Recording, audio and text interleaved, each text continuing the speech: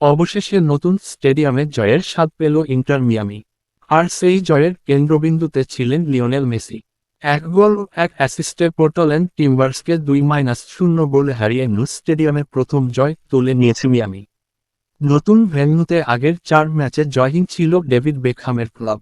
3 draw ও 1 হারে হতাশ সমর্থকদের মুখে অবশেষে হাসি ফিরল মেসির দুর্দান্ত পারফরম্যান্সে। ম্যাচের 31 মিনিটে গোলের সূচনা করেন আর্জেন্টাইন মহাতারকা। বক্সের বাইরে থেকে লুইস সুয়ারেজের সঙ্গে দারুণ বোঝাপড়ায় আক্রমণ সাজানো তিনি। পরে সেগোভিয়ার পাস থেকে বাঁ পায়ের কোনাকুনি শটে জাল খুঁজে নেন মেসি। বিরতির আগে আবারও নিজের জাদু দেখান 8বারের ব্যালন ডি অর জয়ী এই ফরোয়ার্ড। সুয়ারেজের সঙ্গে দ্রুত পাস আদান প্রদানের পর প্রতিপক্ষের 2 ডিফেন্ডারকে কাটিয়ে জার্মান বার্তেরামের জন্য গোলের সুযোগ তৈরি করেন তিনি। সহজ ফিনিশে ব্যবধান দ্বিগুণ করেন মেক্সিকান এই ফুটবলার। শেষ দিকে নিজের দ্বিতীয় গোলের খুব কাছেও পৌঁছে গিয়েছিলেন মেসি। ইনজুরির সময়ে তার দারুণ এক ফ্রি কিক লক্ষ্যভেদ করতে যাচ্ছিল, তবে অসাধারণ সেভে দলকে আরও বিপদ থেকে বাঁচান পোর্টল্যান্ড গোলরক্ষক জেমস পান্তেমিস। এই জয়ে নতুন স্টেডিয়ামের হতাশা কাটিয়ে স্বস্তি ফিরেছে মিয়ামি শিবিরে।